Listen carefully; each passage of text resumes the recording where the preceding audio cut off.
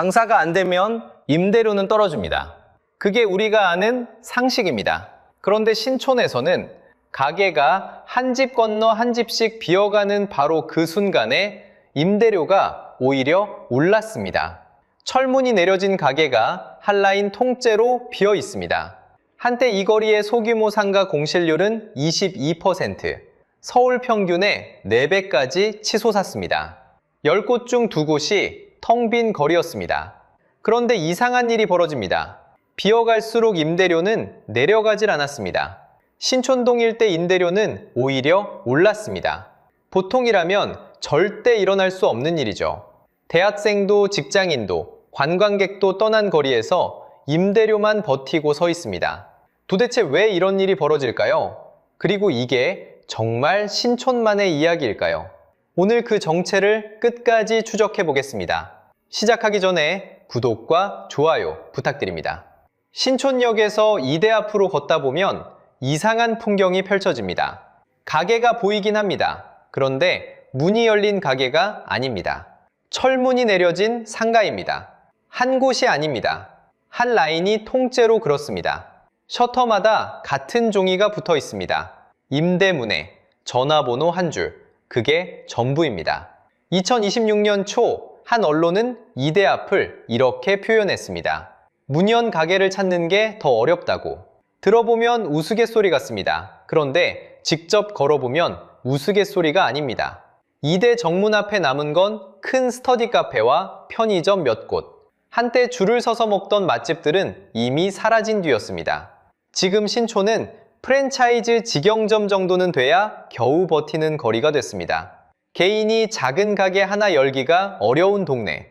청춘의 거리였던 곳이 불 꺼진 거리가 되어 있었습니다. 숫자로 보면 이렇습니다. 신촌 이대의 작은 가게들, 그러니까 소규모 상가의 공실률은 한때 약 22%까지 치솟았습니다. 2023년 무렵의 일입니다. 서울 평균의 4배, 서울에서 가장 높은 수준이었습니다. 공실률 22%. 말이 어렵다면 이렇게 바꿔보겠습니다. 가게 10곳 중 2곳 이상이 텅 비어 있다는 뜻입니다. 한 집 건너 한 집씩 셔터가 내려진 셈입니다. 그리고 이건 한때의 일로 끝나지 않았습니다. 지난해 보도된 소규모 공실률은 15.1%. 여전히 서울 평균을 한참 웃돕니다. 조금 큰 가게들, 중대형 상가의 공실률도 11.5%였습니다. 인근 신흥상권의 공실률이 2에서 4%대인 걸 생각하면 신촌난 2배 넘게 높습니다. 비어가는 속도가 멈추질 않았던 겁니다. 이게 어느 날 갑자기 벌어진 일은 아닙니다. 거리는 천천히 한 칸씩 비어왔습니다. 떠난 이름들을 하나씩 글러보겠습니다. 맥도날드, 2018년에 문을 닫았습니다. 20년 넘게 신촌의 만남의 장소로 불리던 자리였습니다. 신촌 맥도날드 앞에서 보자 누구나 한 번쯤 해봤던 약속, 그 자리가 사라졌습니다.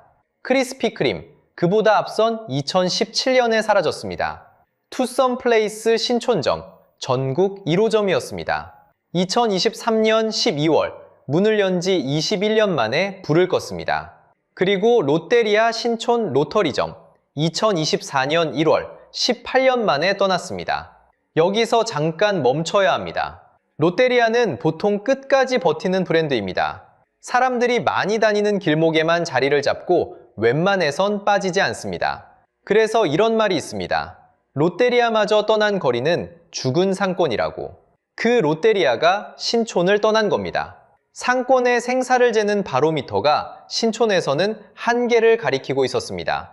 이름을 하나씩 부를수록 분명해집니다. 한 가게의 문제가 아니었습니다. 거리 전체가 무너지고 있었습니다. 그런데 신촌은 원래 이런 동네가 아니었습니다. 강북에서 손꼽히던 상권이었습니다. 줄을 서야 들어가던 거리였습니다. 도대체 무엇이 이 거리를 이렇게 만든 걸까요? 한때 신촌과 이대는 종로, 명동과 함께 강북 3대 상권으로 꼽혔습니다. 강북에서 가장 사람이 몰리는 거리 중 하나였다는 뜻입니다. 이대 앞은 특히 시작의 거리였습니다. 1980년 이대 앞 2평짜리 작은 옷가게 하나가 문을 열었습니다.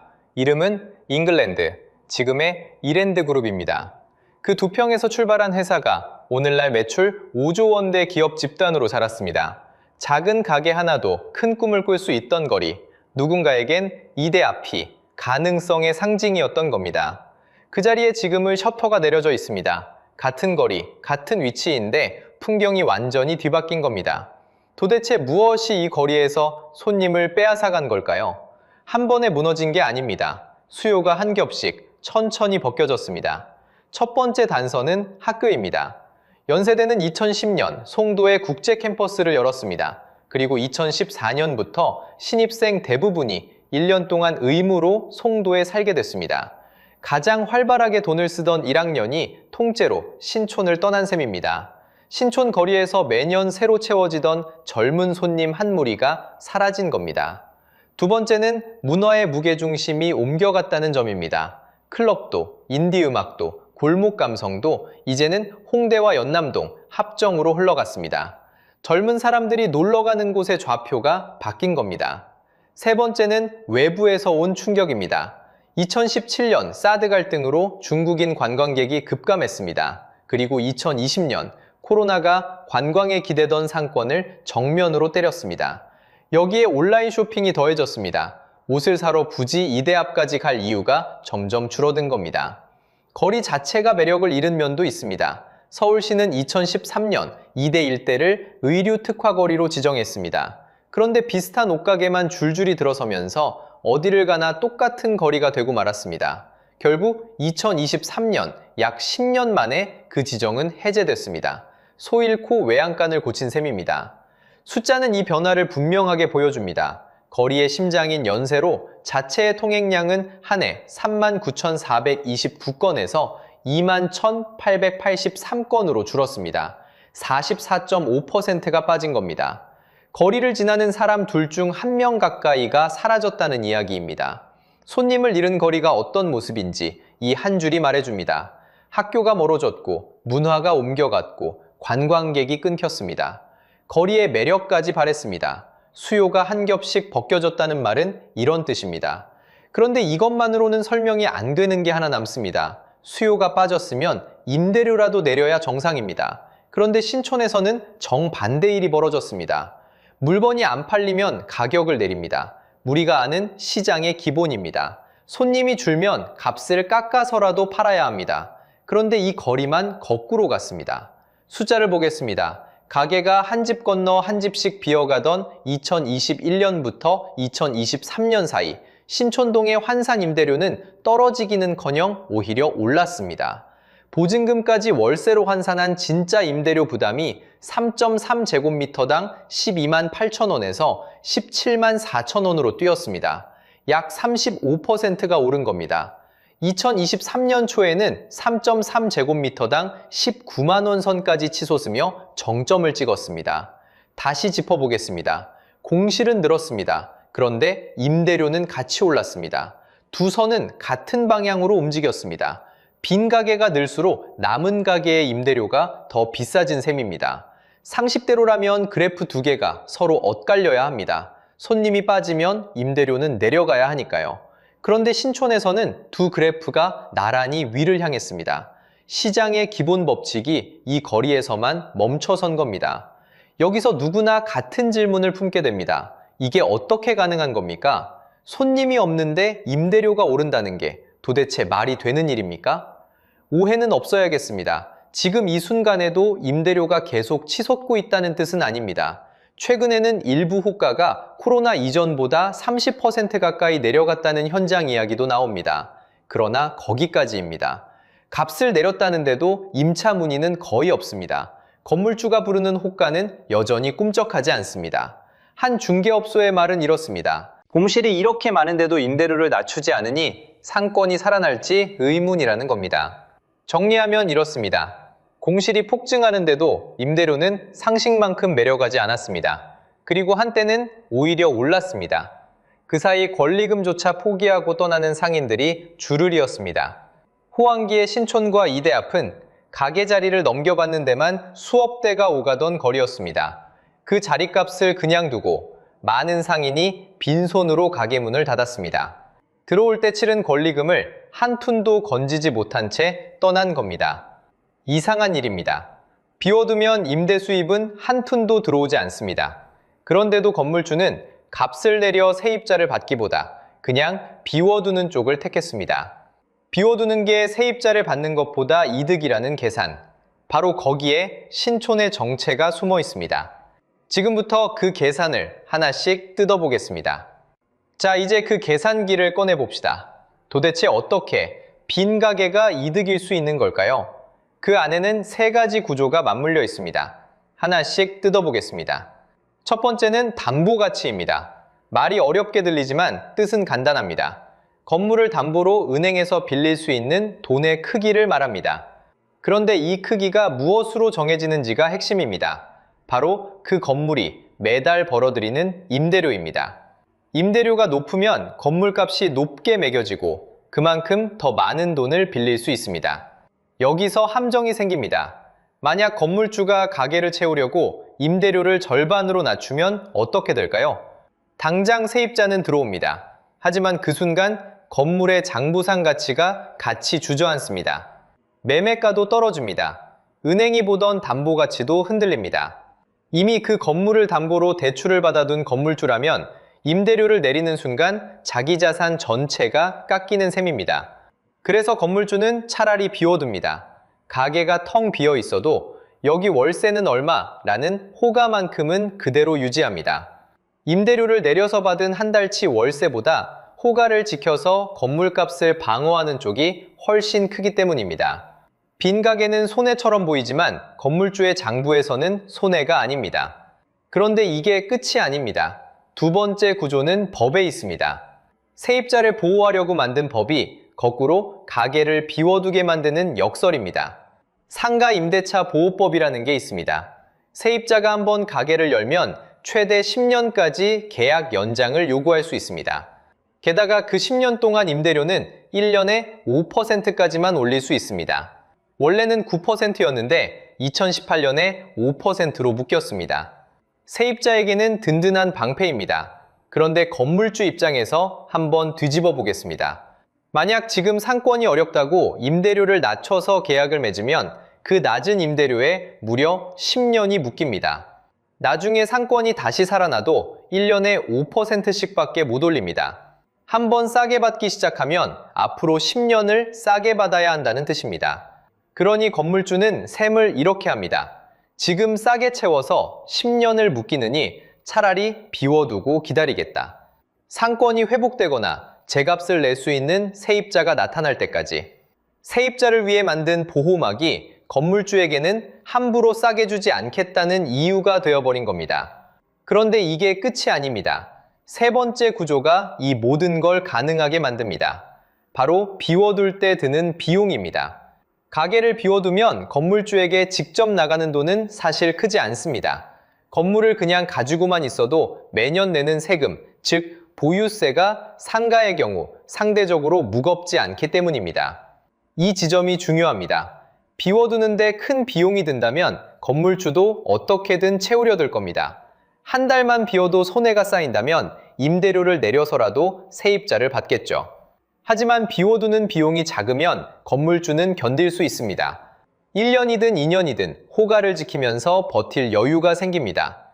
빈 가게를 안고도 무너지지 않는 체력, 그게 세 번째 구조입니다.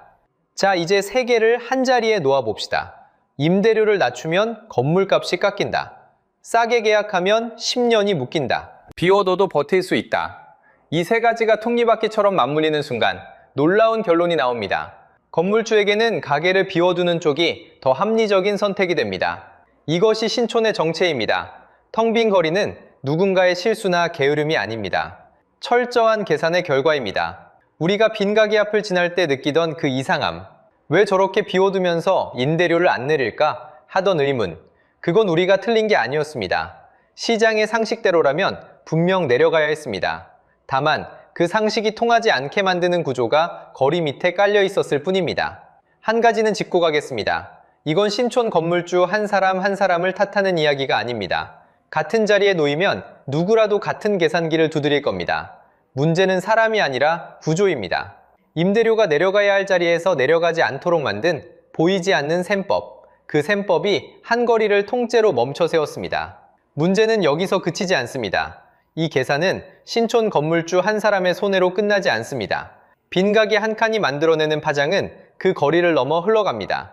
그리고 그 끝은 놀랍게도 당신의 지갑까지 이어집니다. 먼저 이게 신촌만의 일이 아니라는 점부터 보겠습니다. 멀지 않은 숙대 앞을 보시죠. 2026년 6월 숙대 앞 상권의 공실률이 1년 사이 6배로 뛰었습니다. 6배입니다. 신촌에서 벌어진 일이 옆 동네 대학가에서 똑같이 시작되고 있습니다. 한 거리의 문제가 아니라 대학가 전체가 함께 흔들리고 있는 겁니다. 그리고 이게 남의 나라 이야기가 아닙니다. 바다 건너에서도 같은 일이 벌어지고 있습니다. 일본에는 셔터거리라는 말이 있습니다. 역 앞 상점가가 통째로 텅 비어 가게마다 셔터만 내려진 거리를 가리키는 말입니다. 사람이 빠지고 가게가 빠지면서 도시 곳곳이 스펀지처럼 속이 비어가는 현상. 일본은 이걸 도시의 스펀지화라고 부릅니다. 화려하던 역 앞 상권마저 손님이 끊기면서 조용히 비어가고 있습니다. 미국도 마찬가지입니다. 2025년 한 해 동안 미국에서 문을 닫은 매장이 약 8,270곳입니다. 거대한 체인점들이 줄줄이 간판을 내렸습니다. 사람들이 온라인으로 옮겨가고 물가가 오르면서 오프라인 가게가 버티지 못한 겁니다. 텅 비어가는 거리는 신촌만의 풍경이 아니라 전 세계가 동시에 겪고 있는 흐름입니다. 그런데 여기서 이상한 점이 있습니다. 같은 서울인데 어떤 거리는 멀쩡히 살아납니다. 명동을 보시죠. 2025년 말 명동의 공실률은 4%대까지 떨어졌습니다. 사실상 빈 가게를 찾기 어려운 수준입니다. 한때 절반이 비었던 거리가 다시 꽉 찼습니다. 성수는 공실률이 2.5%, 서울에서 가장 낮습니다. 홍대도 빠르게 회복하고 있습니다. 무엇이 이들을 살렸을까요? 외국인 관광객입니다. 다시 돌아온 관광객이 명동을 채우고 관광객과 젊은 손님이 함께 성수와 홍대를 채웠습니다. 그렇다면 신촌은 왜 못 살아났을까요? 신촌에는 그 회복의 동력이 하나도 없기 때문입니다. 관광객도, 청년도, 대학생도, 명동을 채운 관광객은 신촌으로 오지 않습니다. 성수를 채운 젊은 손님도 신촌을 찾지 않습니다. 대학가의 주인이어야 할 학생들마저 떠났습니다. 같은 하늘 아래 같은 서울인데 어떤 거리는 다시 차오르고 신촌만 비어 있습니다. 왜 신촌만일까요? 살아날 손님 자체가 남아있지 않기 때문입니다. 자, 그럼 이제 가장 중요한 질문입니다. 이게 나랑 무슨 상관일까요? 텅 빈 가게 한 칸이 어떻게 내 지갑까지 닿는 걸까요? 그 길을 한 걸음씩 따라가 보겠습니다. 빈 가게는 건물주에게 임대 수입이 끊겼다는 뜻입니다. 그런데 그 건물 대부분은 대출을 끼고 있습니다. 수입은 끊겼는데 갚아야 할 이자는 매달 돌아옵니다. 공실이 길어질수록 그 부담은 쌓여갑니다. 버티지 못한 건물은 결국 경매로 넘어가고 돈을 빌려준 은행과 저축은행은 손실을 떠왔습니다. 그리고 손실을 본 금융회사는 그 부담을 어딘가에서 메워야 합니다. 그래서 대출 문턱을 높이고 금리를 올립니다. 그 비용은 돌고 돌아 평범한 우리에게 옮겨옵니다. 내 예금에, 내 대출 이자에, 내가 내는 전월세 비용의 말입니다. 이건 그냥 그럴듯한 추측이 아닙니다. 숫자가 모든 걸 말해줍니다.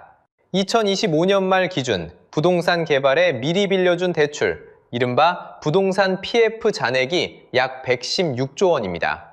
이 가운데 제때 갚지 못하는 비율이 3.88%까지 올라와 있습니다. 더 위험한 곳은 따로 있습니다. 저축은행 같은 중소금융회사가 땅과 상가를 담보로 내준 대출, 그 연체율이 무려 29.68%입니다. 빌려준 돈 10건 중 거의 3건이 제때 돌아오지 못하고 있다는 뜻입니다. 상가와 땅의 부실이 금융의 벼랑 끝까지 차오른 한계 신호입니다. 마지막으로 이 모든 흐름을 한 장면으로 보여주는 일이 있습니다. 신촌에 있던 한 아파트는 이름에서 신촌을 떼어냈습니다. 신촌 그랑자이에서 마포 그랑자이로. 이름만 바꿨을 뿐인데 2023년 18억 5천만 원이던 집값이 2025년 27억 원이 됐습니다. 신촌이라는 두 글자를 떼어내자 가치가 뛴 겁니다. 사람들의 마음속에서 신촌은 이미 떠나고 싶은 이름이 되어버렸습니다. 텅 빈 거리가 남긴 건 빈 가게만이 아니었습니다. 이름값마저 무너진 겁니다. 정리해보겠습니다. 신촌은 손님이 빠졌습니다. 그런데 임대료는 상식만큼 내려가지 않았습니다. 한때는 오히려 올랐습니다. 그 뒤에는 세 가지가 맞물려 있었습니다. 임대료를 낮추면 건물 가치가 함께 떨어진다는 담보의 셈법, 한 번 싸게 계약하면 오래 묶인다는 법의 역설, 그리고 비워둬도 버틸 만한 세금 구조입니다. 그래서 가게를 채우는 것보다 비워두는 쪽이 더 합리적인 선택이 되어버렸습니다. 문제는 그 부담이 거기서 멈추지 않는다는 점입니다. 비어있는 가게 한 칸은 누군가의 대출이고 그 대출은 돌고 돌아 은행으로 다시 우리 지갑의 금리로 돌아옵니다. 신촌 한 거리의 이야기처럼 보이지만 사실은 우리 모두의 이야기입니다. 텅 빈 거리는 시장이 멈췄다는 신호입니다. 그리고 그 신호는 신촌에서만 켜진 것이 아닙니다. 오늘 본 신촌의 정체는 어쩌면 우리 동네의 예고편일지 모릅니다. 그래서 여러분께 묻고 싶습니다. 여러분 동네 상가는 어떻습니까? 손님은 그대로인데 임대문의 종이만 늘고 있지는 않습니까? 신촌 같은 거리가 또 있다면 댓글로 알려주세요. 여러분이 매일 지나는 거리가 가장 정확한 경제 지표일 수 있습니다. 이런 이야기를 놓치지 않고 받아보고 싶으시다면 구독과 좋아요, 그리고 알림 설정까지 부탁드립니다. 다음 이야기에서 다시 찾아뵙겠습니다.